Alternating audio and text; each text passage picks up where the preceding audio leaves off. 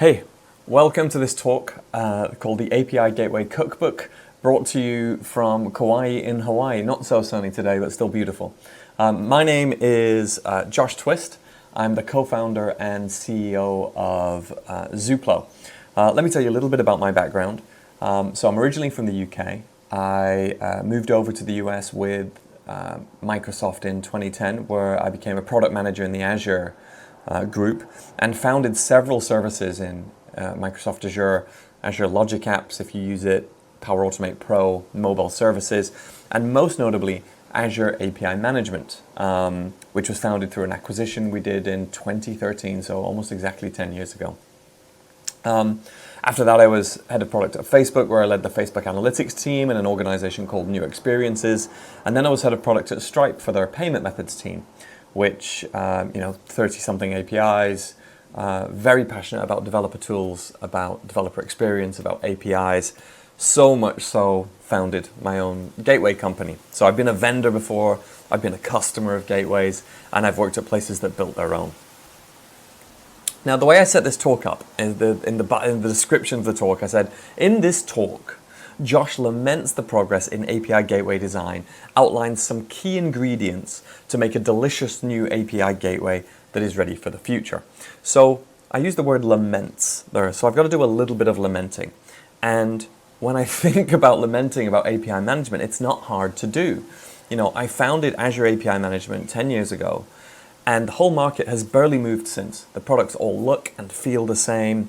They're mostly based on 20-plus-year-old technology, Nginx at its core. Great products, but it's old. They're very slow. They're hard to extend. They're difficult to learn. You usually work with a team of consultants. It doesn't feel native to a developer. It doesn't feel natural for a developer to be using this. They don't use open standards, at least not built in, like OpenAPI and web standard programming protocols. It's just not fun. And for me, as a developer at heart, I really think this stuff should be fun. Should be easy to learn. And also, these things are just insanely expensive. So our mission at Zuplo is to democratize API management. And we think we do that by making it easy to learn, very accessible, effortless to adopt, and affordable to operate at scale. And I think we prove that if we get startups using Zuplo and we get big companies using Zuplo, and guess what? We have both already. So let's look, API Days, this is an API Days Paris talk. It's coming from almost the other side of the world, I think literally 12 hours time difference. So at least on that way, like around the other side of the world. But let's stick with the French theme of API Days Paris and talk about a Michelin star, 3-star Michelin quality API gateway. Now, you're probably thinking, this is really just going to be a pitch for Zuplo. And to some degree that's true, but there's also truth in, I've been a vendor in this space before, I've been a customer and I've worked at places that have built our own. So I have a genuine perspective on what would I do if I was building a gateway from scratch? What would I change? And that's literally what we've done with Zuplo. So whilst it is sort of a pitch for Zuplo, it's truly what I believe the future of gateways should look like. So let's look at those ingredients. First, you've got to make it feel native to developers. When we launched Azure API Management, I was immediately struck by how odd everything felt. I can't really use VS Code to configure this thing. I can if I use some weird extension, but that's not what I mean. I want to write text files, right? So why isn't the gateway configured in text files so I can just use diffs? Why can't I code very easily in this platform?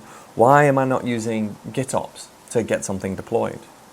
Why does it not feel like it's built for modern operations? Effortless CI/CD with infrastructure as code, or as Vasella are calling it, configuration as code, where every environment can be a branch. As simply by creating a branch and committing a commit to it, you can deploy a new environment. That's what speed looks like to me and what collaboration looks like to me in a modern era. And it should be super programmable. I lost count of the number of times I saw customers having to jump through hoops because they were struggling to code, say, Azure API Management in XML. Who wants to code in XML? Who wants to write lines of code that get written to a database? I mean, that doesn't make any sense.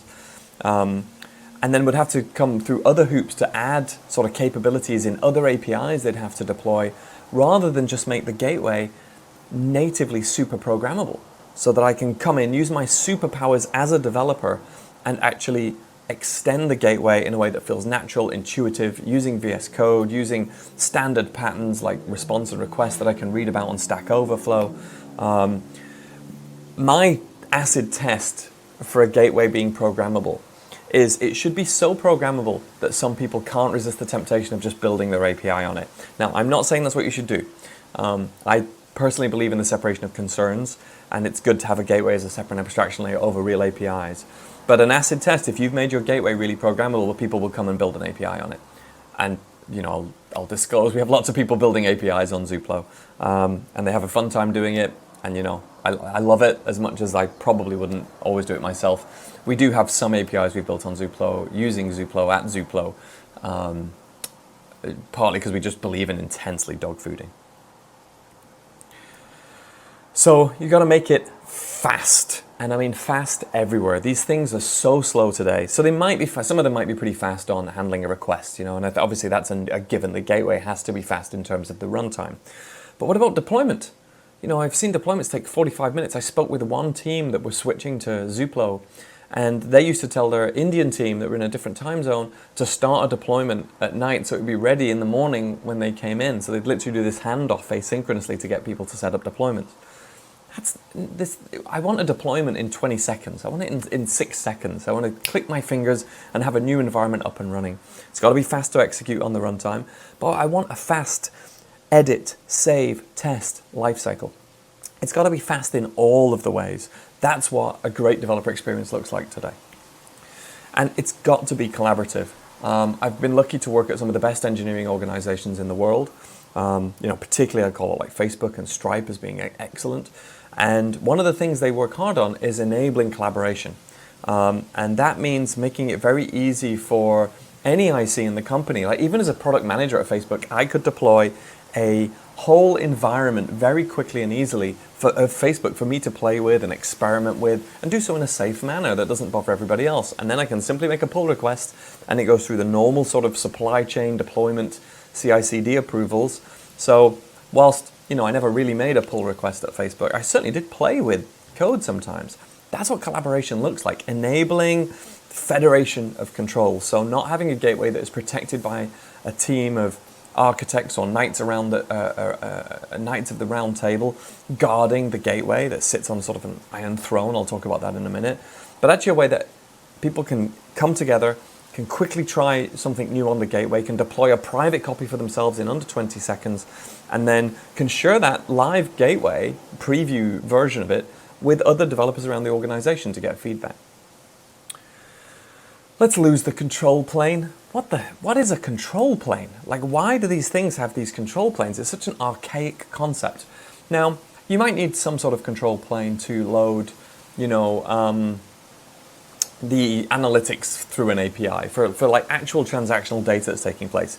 But the idea of a control plane, dropping my phone, the idea of a control plane to actually to change the gateway.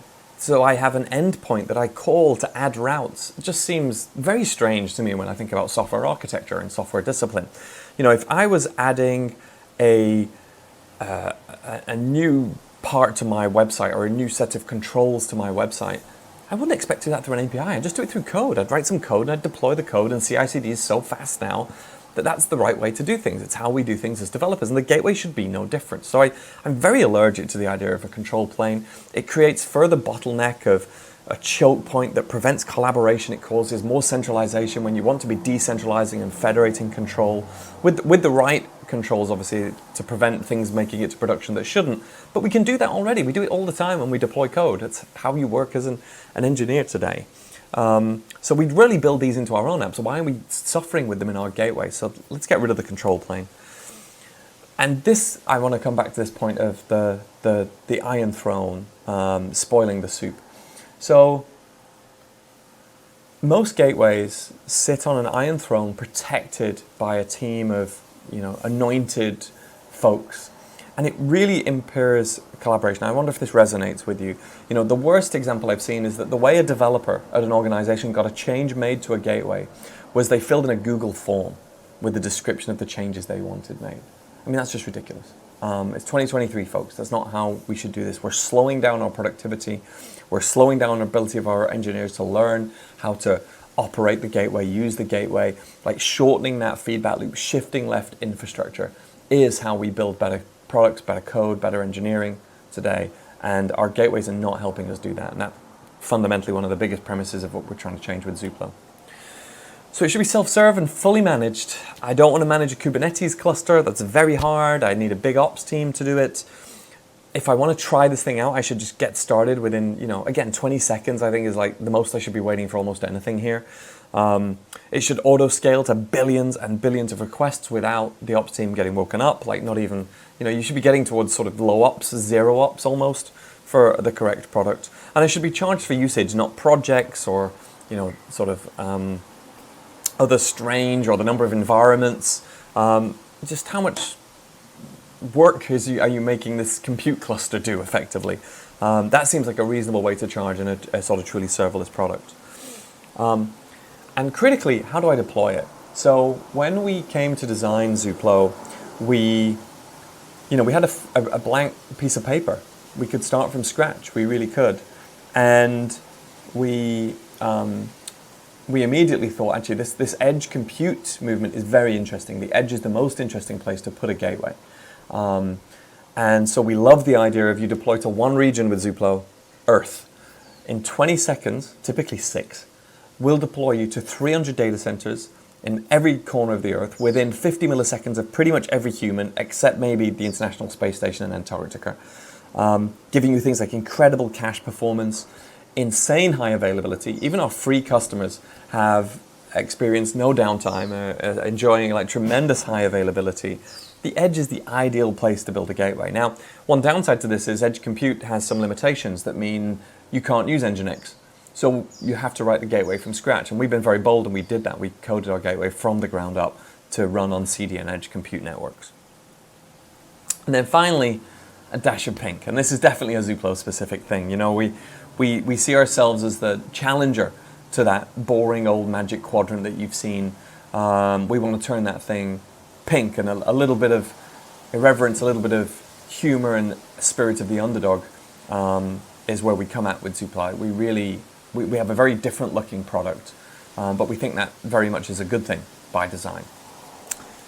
So I think the best thing to do is actually show you this thing. So let's go do a demo. Okay, so I'm going to create a new project. And I'm on Wi-Fi here in Hawaii, so it's probably not going to be the best, fastest demo I've ever given, but it would just be like at the conference where the Wi-Fi was also a bit of a problem, so you're getting the real experience here. This would typically take about 20 seconds for this to all load up,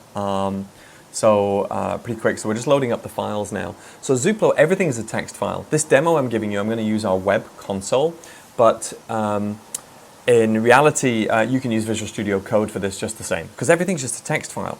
So this is the routing file I've got here, routes.oas.json, and it is natively an OpenAPI file. So if I show you the JSON view, you'll see that's just a 3.1 version OpenAPI file. If you have OpenAPI, we have a great import and merge mechanism here.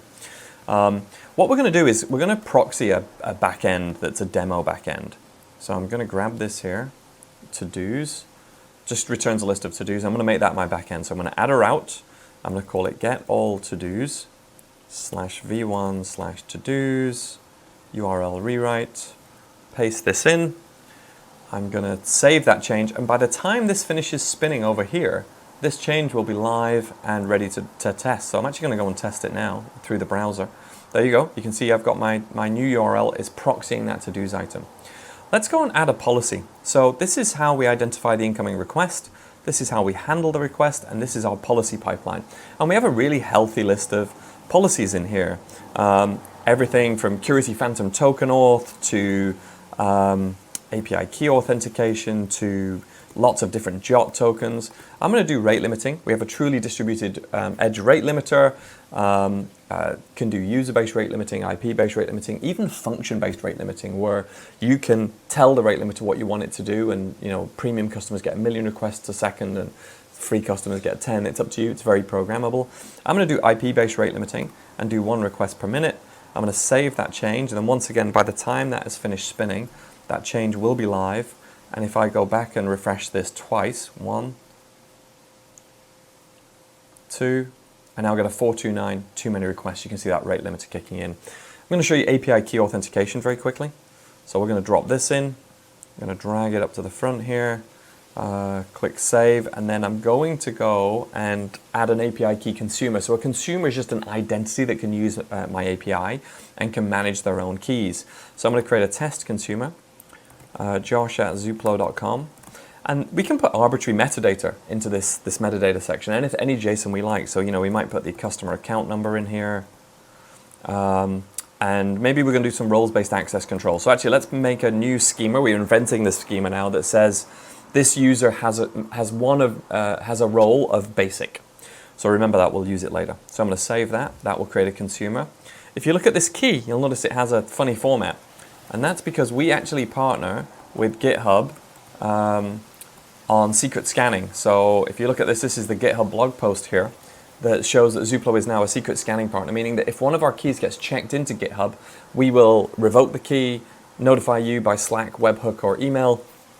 And this is a critical feature to do a good job of API key security, and we offer this even to our free customers. Okay, so I'm going to go back over to the developer portal here, and what I want to show you now is how I would actually use our automatically generated developer portal to have customers learn about the API and sign in and manage their API key. So here is our developer portal. You'll notice it looks sort of very modern, has dark mode, which every self-respecting developer wants. And here it gives documentation for the API I just created. So you can see get all to-dos. It knows it's protected by an API key. I'm going to sign in.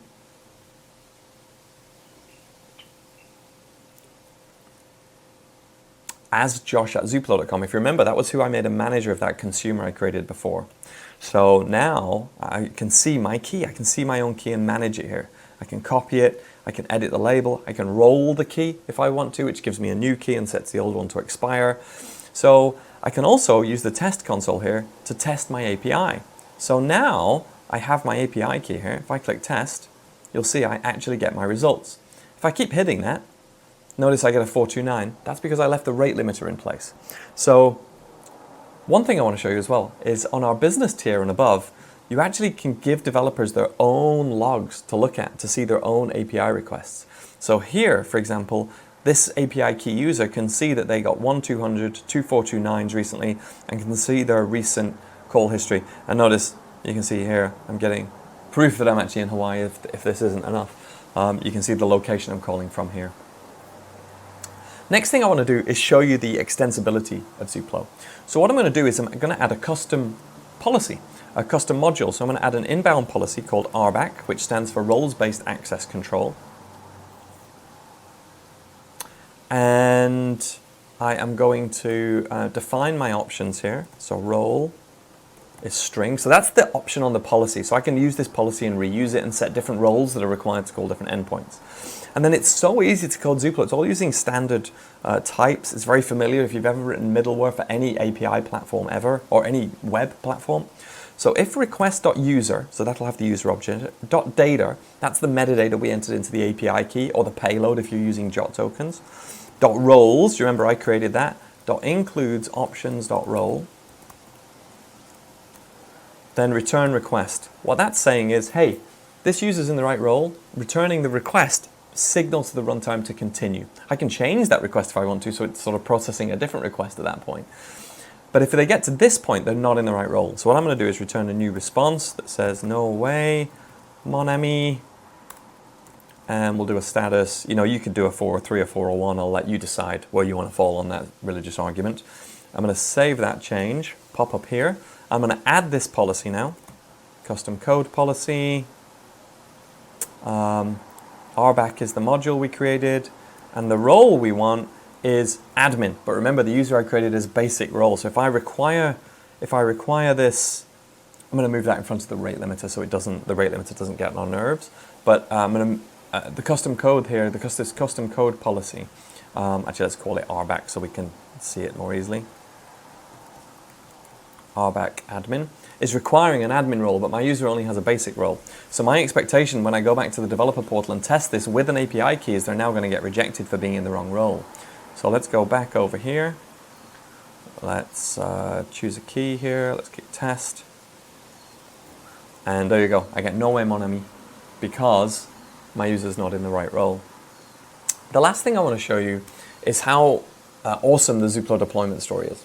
So what I'm going to do is I'm going to connect to GitHub. We support Bitbucket and GitLab, etc. I'm going to create a new repo in GitHub. I've obviously created this before when I did the demo live at API Days. I'm going to create it as a private repo in my personal organization. Pop back here. Connect this. And now, if we take a look at this repo, it has all of the code that defines Zuplo. So everything is just a text file. So I can diff it and look at the changes that people are proposing, and it works just like everything else I do in the code world as an engineer. So here I can see my routes file. Here I can see my modules file that we just created together. And if I go back to the root here, you'll see this green check shows that we've actually already deployed Zuplo to production. So if I show you the details, in 5 seconds we deployed Zuplo to 300 data centers around the world. Now we can limit that if you only want to be in Europe or you only want to be in France or wherever. We can limit that as an enterprise option, but by default, even our free customers get to deploy everywhere, all at once, all of the time. I want to show you just one more thing. So let's imagine we want to make a change here and I want to do a preview branch. Like I'm partnering here with Mehdi from API Days. He's collaborating with me perhaps. And we've got an idea for a change to our API. So what I'm going to do here is actually I'm going to go back to the root. I'm going to create a new branch called preview Mehdi. And then come back here. We're going to make a change. And this is just going to be a simple hello route. And it's going to invoke some code. What's going on there? So, and I'll say hello. So you can write full functions that operate in the gateway, by the way. This is what I mean by you can build your own API here if you want to, or you can do smart routing here. There's tons of stuff you can do. Anything you can imagine, really. Hello from API Days Paris, Hawaii edition. I'm going to save that change. And let's just test that quickly. Oh.